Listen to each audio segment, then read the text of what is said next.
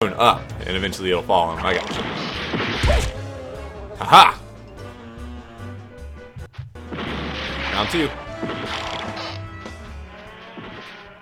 Oh no. Saws are taking out part of the... Oh no, I fell off the platform! How's that possible? I thought there was collision detection there. Apparently not. Must be right around this little edge where the saw is coming. Oh no, dang it. Alright, come on. Let's go the opposite way this time, since I'm not having much luck going the other direction. Now, interestingly, just a little tip for working with PCSX-R. You can use multiple save states. Uh-oh. Oh, here comes Saws. Woo! Kind of scary up here. You can use multiple save states. You can switch and have multiple ones. It's not just you have one quick save slot. And, so that does help, you know, provide a little insurance against save state corruption.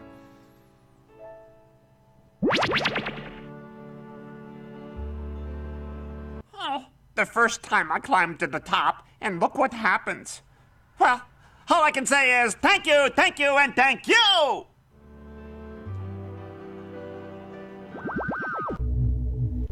The voice acting in this game is one of my favorite things about it, actually. Like, they got some really authentic actors to portray the voices of the Muppets. Now, like, obviously the Muppets have been portrayed by many different voice actors over time. But the folks that got to do it did a fantastic job. Sounds very authentic. Okay, so we're going to the Never Leave Forest. Ooh, this sounds fun. Hike of the Haunted. Let's see what that's about. But yeah, as I was saying during the Fozzie Bear boss fight, you can actually use multiple save states. The hotkeys for PCSX-R are F1 to save a state, F3 to load, and F2 to switch which state you're using.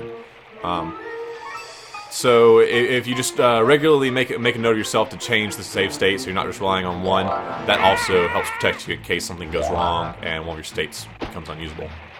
Oh man, this guy's a gun! Whoa! I wasn't expecting guns in this game. It's a Muppet game, you guys. Oh, this is fun. Look at these little totem poles. They're so wacky, and when you shoot them, they actually dance a little bit. That's fun. Alright, so this is a rainy, I wouldn't really call it a forest level. There's plenty of trees, but they're pretty spaced out. Oh! I wasn't expecting that. Alright. So I gotta watch out for the little birdies in the nest. Gotcha. Okay, so from here I can glide across to the other side. Let's go and check that out. And bear traps. Oh man. So the bullets have eyeballs, which is great. That's not a totally original concept, you know. I mean, there was always Bullet Bill from Mario, but I think it's pretty funny within the Muppet world. And as I said before, the Muppet world really is a great candidate for a game like this, because it is zany, it's wacky, it's unrealistic, it's over the top. And that lends itself really well to, especially this generation of console games with PS1, when you couldn't have super high fidelity graphics, you know, have really photorealistic settings. It makes sense to use Muppets, which are naturally just supposed to be silly and puppety looking creatures anyway. And what's interesting is I've kind of noticed, I don't know, what's the word I'm looking for? A reversal, you know, in just how well different art styles work based on the hardware at the times. You know, like cartoony graphics work really well back for, you know, the PS1 and even the PS2 era, because, like, as I said, you don't have to rely on it being photorealistic, and it, you know, the low polygon count doesn't really hurt you as much, you know. But the reverse is kind of also true. I've noticed that with modern games, like take for example the PS3 incarnations of Ratchet and Clank, or the Sly Cooper video game that was released for the PlayStation 3.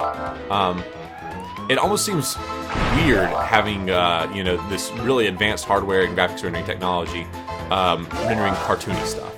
You know, like specifically in Ratchet and Clank, you're using a lot of very realistic lighting to light these cartoony characters, and it's awkward in a way, you know.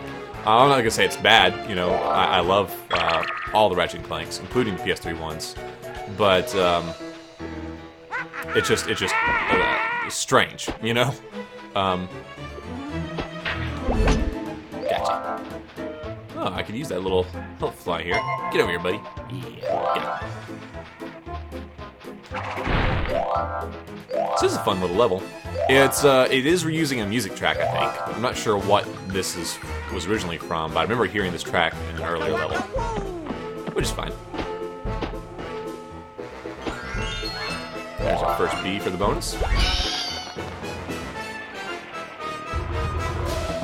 Aha! Hidden passage behind the waterfall. Well, I'll check that out. Oh, and in fact, in the water itself, there's some treasure I totally forgot about. So yeah, this is what I'm talking about. Like, if I was playing Spyro the Dragon, because all of his moves are innate to the dragon himself, and they're not transformations he has to do, then I could glide over the water and then charge down into it and swim underneath and, you know, pull off these interesting little combos. They don't really do anything, but it's just, you know, a fun little gameplay element. Here, you know, you kind of have to, you can only be doing one transformation at a time. As I said, it doesn't detract from the experience at all, it's just an observation.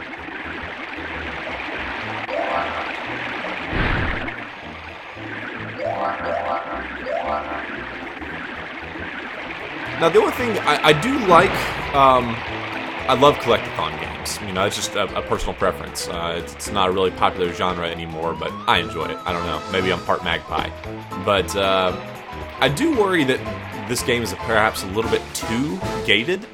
I mean, the original Spyro the Dragon, if you unlocked a hub world, you instantly had access to all of its levels, you know. Here, you have to unlock a hub world, and then you have to unlock the levels progressively with evil energy. Now, in later Spyro the Dragons, I think they did do that. Like Spyro 3, Year of the Dragon, that was one where you unlocked portals based on the number of dragon eggs that you collected. So you did see that.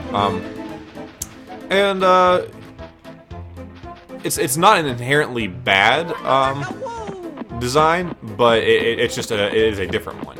You know, the advantage of having, you know, all the hub worlds being unlocked, all the levels being unlocked as soon as you get to the hub world, is obviously increased freedom. You know, you can do the levels really in whatever order you like. Here, in Muppet's Monster Adventure, because you do have to collect a certain amount of evil energy in order to unlock levels, even after you unlock the hub world, you kind of have to do them in a certain order. You know, you can skip and do some levels before others if you are really vigilant about collecting them, but it's just trickier to do. So that's the downside, is a little bit less freedom. But the upside is, you know, as with any video game argument, whenever you're trading freedom, you always get the advantage of structure, right? That is to say, like, if I know that players are going to experience levels in a certain order, then I can layer the challenges and difficulty a little bit better, you know, because I know that at this point in the game they're going to have access to a certain power up. They're already going to experience a certain enemy challenge, so you can tailor the difficulty curve a lot more precisely if you do have that structure and order to it. So that is nice, you know, to say, all right, these levels are going to get progressively harder in a very specific order, rather than just giving you access to all levels at once. You kind of have to make all levels equally difficult, or equally easy, if that makes sense. Alright, let's get back across the water here. And that's it. Again, it's not that one way of developing is inherently better than another. You know, freedom and structure are both useful in video games. It's just a matter of what works best for a particular game. Muppets does a pretty good job of still feeling pretty free, you know, because there's a little bit of choice with what order you complete the different levels in. Ooh, that was close.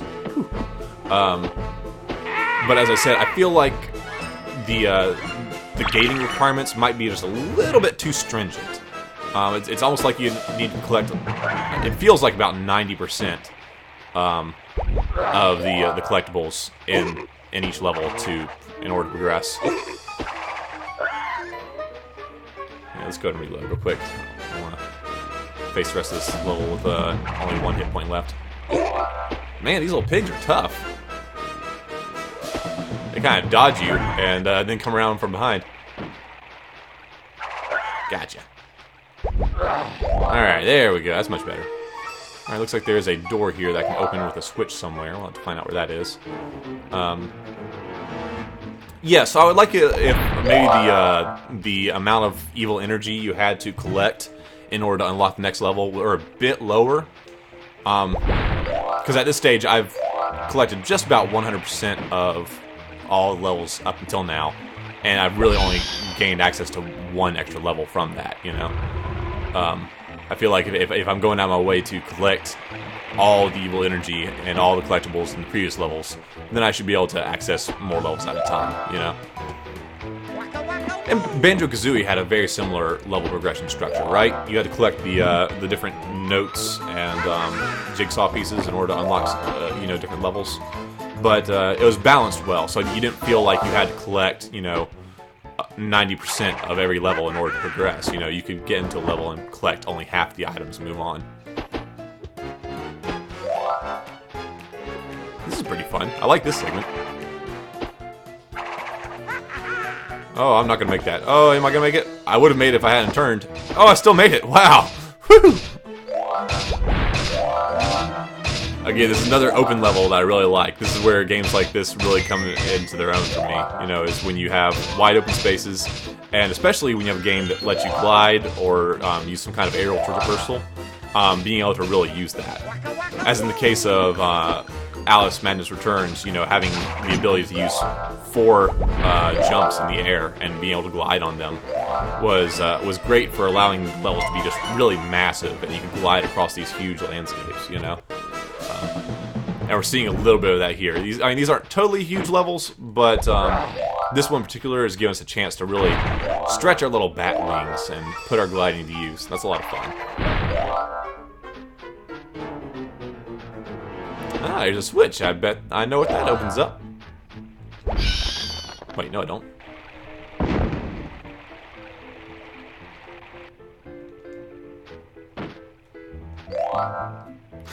These little hunters are actually pretty funny looking. Alright, Pepe, what's your advice? The hunt is on again.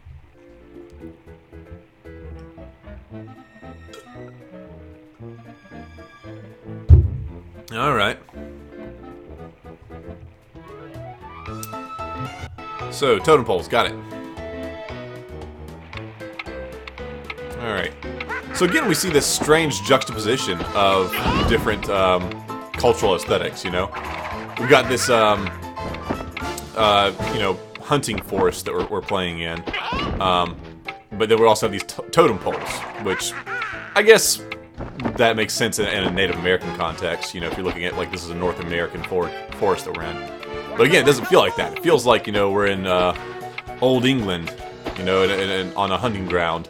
And we have these random totem poles just thrown in there. Fun.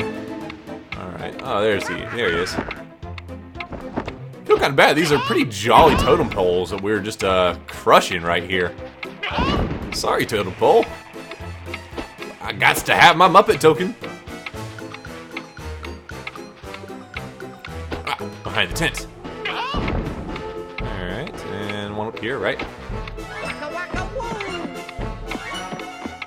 Only halfway through, but we have plenty of time so far. What makes it worse is these totem poles don't fight back or anything. They're just smiley and happy and just dancing around. Like, oh, hey, friend, hey!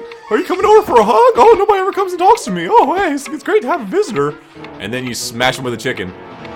It's terrible.